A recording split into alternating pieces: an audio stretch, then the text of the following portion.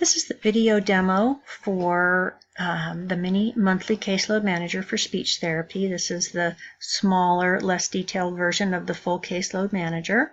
And it won't give you the annual summary or the monthly administrator's log or some of the other nice things to have, but it will give you good information and a good way to track your kids for every month. So I've put a name in here. What you before I get started with that, what you'll get is instructions, a master list, a schedule, and then each month's daily tracker. So let me show you the instructions. They're very complete, everything that you would need to know.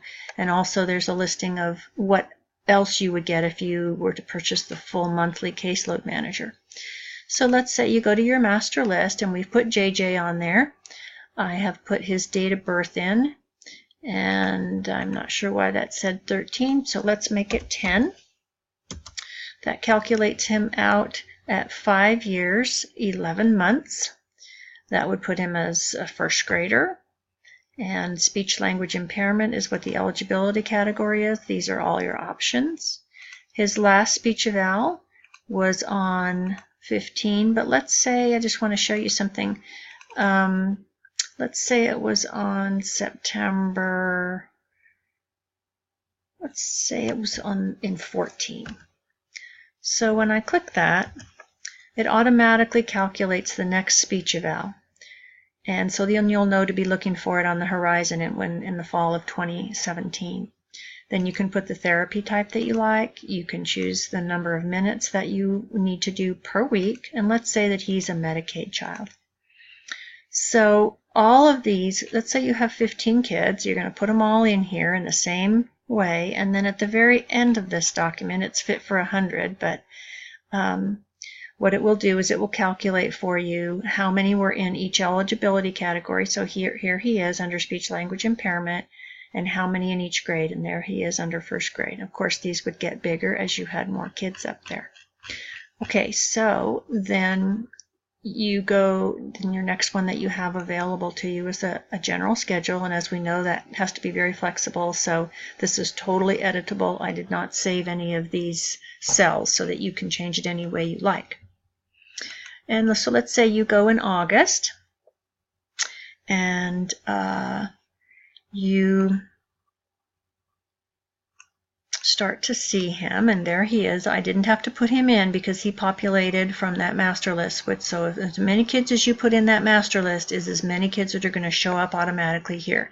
His grade showed up, and then what I'd like to show you is, let's say on August 23rd, you came in at 8. So I'm going to put that there, and you left at 3.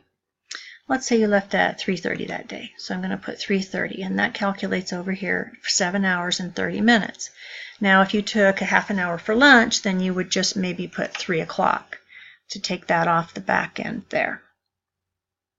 So let's put 3 o'clock in there, and then of course it changes to 7 hours. So that's how you can keep track of your hours as a therapist.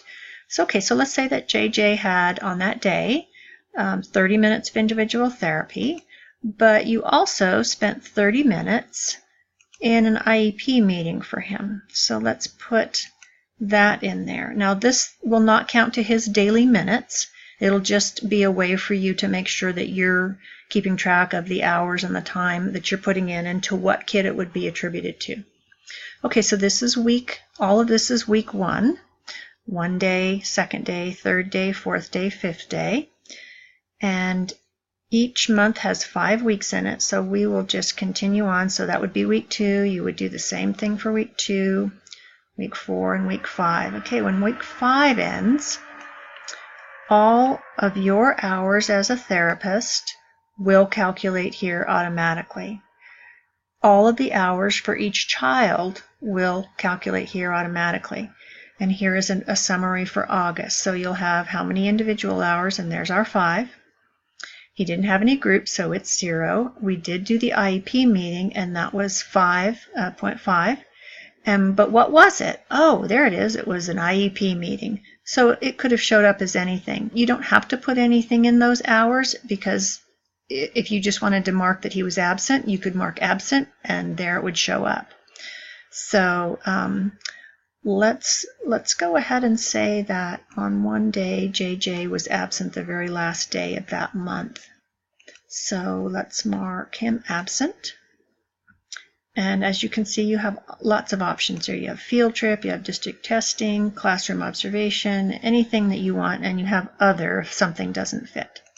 Okay, so absent is there, and now you're going to see that that absent was here. And this is kind of nice because sometimes you have a kid that's absent a lot, and it's good to know, to have the data. Well, how many times did I miss speech because he was absent? Okay, so you're going to do that for every month. You have August, September, and I took it all the way to June. And so at the end of every month, you can get your summary.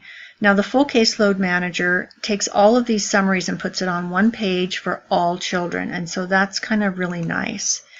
So anyway, that gives you an idea of what the mini manager will do. I thank you for watching. And if you want to check out where you can buy this, you can see under the description of the YouTube all the links for purchasing. Thank you.